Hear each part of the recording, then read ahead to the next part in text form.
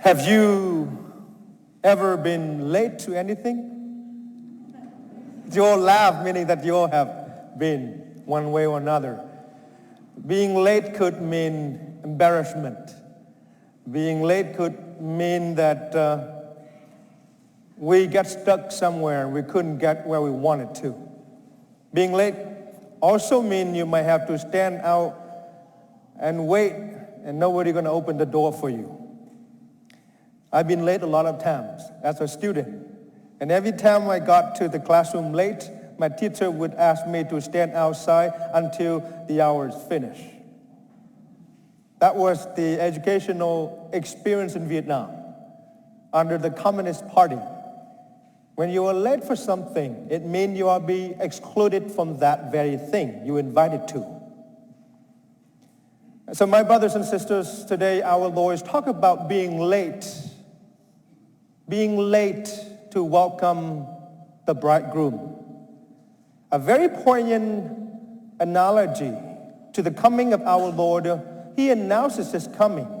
You and I, like 10 virgins, waiting for his arrival.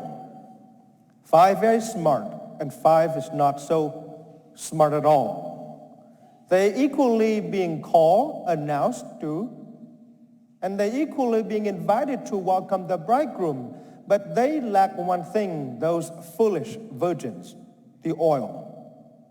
Oil needed to keep the lamps burning.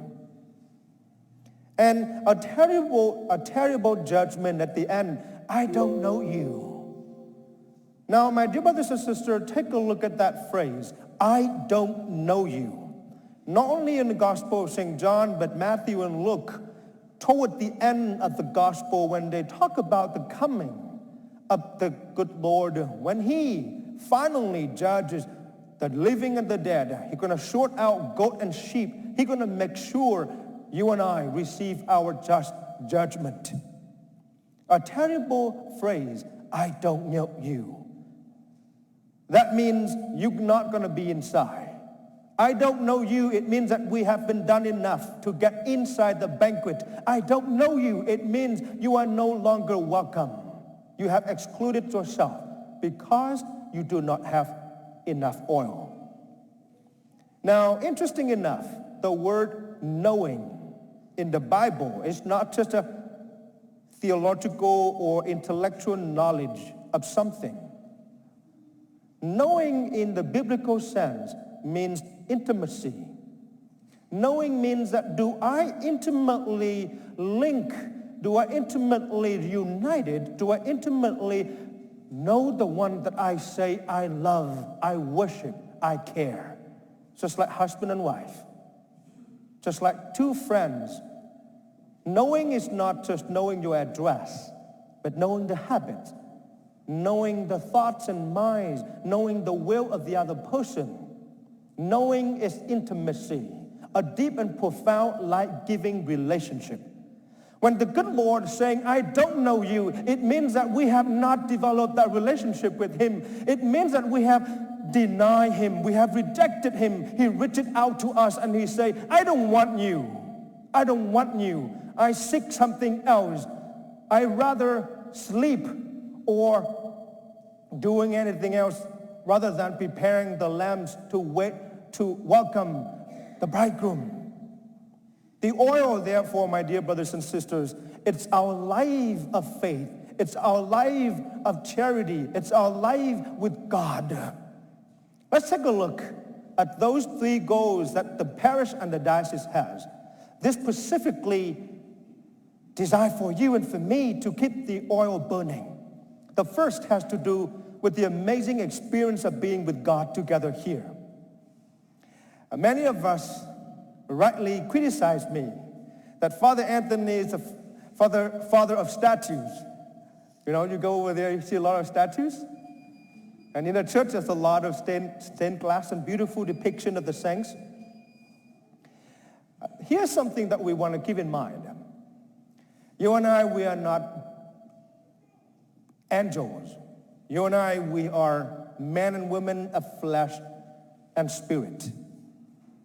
There are things spiritual that eyes could not see, but we have to develop.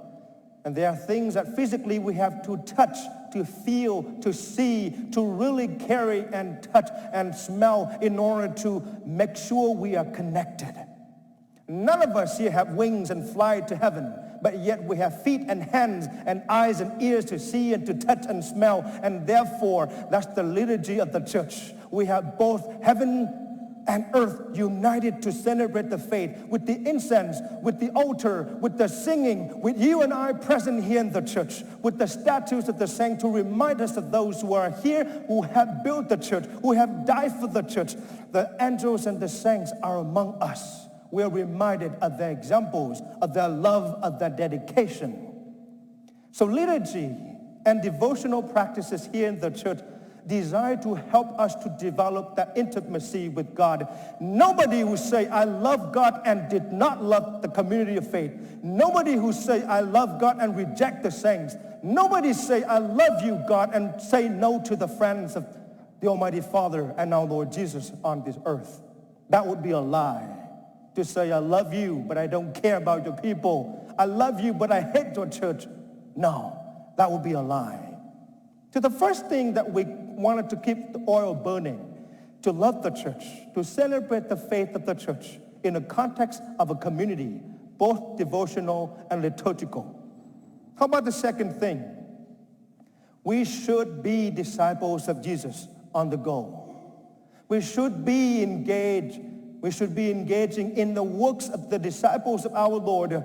We're talking about knowing Him, knowing the Bible, knowing the teaching of the church, dare to share the faith and live out the faith without fear and trembling. My dear brothers and sisters, how many times we have to go to work and prove ourselves to be worthy of position? How many times we go to our place of teaching, serving, caring like doctors and nurses, we have to perform in order to worthily receive the salary.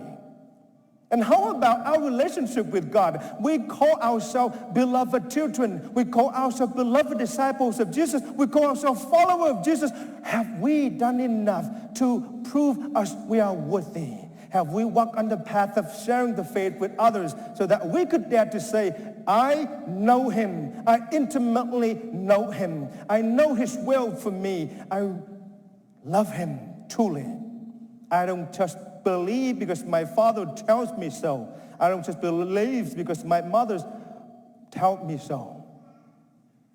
Being a disciple of Jesus is to know our Lord intimately and are not afraid of sharing Him.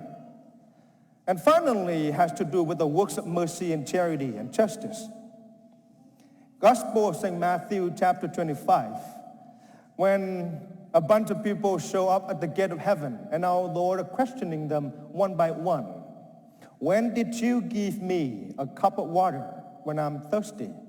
When did you give me a clothes when I was naked? When did you visit me when I was in prison? When did you comfort me when I'm sad? When did you bury me when I died? No one cared. And at the end, the master say, I don't know you. So my dear brothers and sisters, a life of prayer with the church, together in the community or in private, practicing our discipleship, sharing our faith, but it does not translate into concrete works of mercy and charity in the community or at home, then we are not worthy of His kingdom. We are not worthy of His heavenly gift. Our Lord is very succinctly clear on this point. If we fail to translate our faith, our intimacy with God into concrete actions, we are babbling. We are just like a gong sounding loud but empty. So my friends, in here at St. Joseph community, we have a lot of works of mercy and charity. Every year, St. Vincent de Paul provided thousands of dollars serving our community here and those who are in need. Sister Mary John Pantries also provide at least $25,000 up to $30,000 in support. Last year alone, both the community at large and few other smaller communities together contributed more than $100,000 for people victims of earthquake or war in Ukraine or in Vietnam or elsewhere. We have done a lot. But here is something I want you to keep in mind. Only about 25% or 30% of our people actually engage and participate. And how about 70% or 75% of the people who say, it is not my problem, it's somebody else's problem, and therefore we wash our hands and walk away as if we come and we hit and we run. It should be like that. So my friends, we have a choice to make.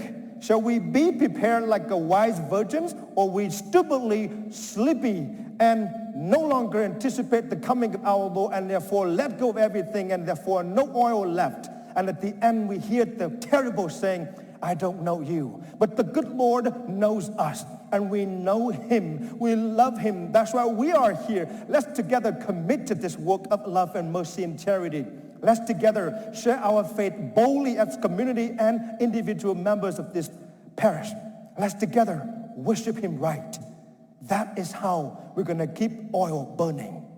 Let's do it together and ask the good Lord for strength to do so. At the end, he would say, I know you. Come and receive your rewards.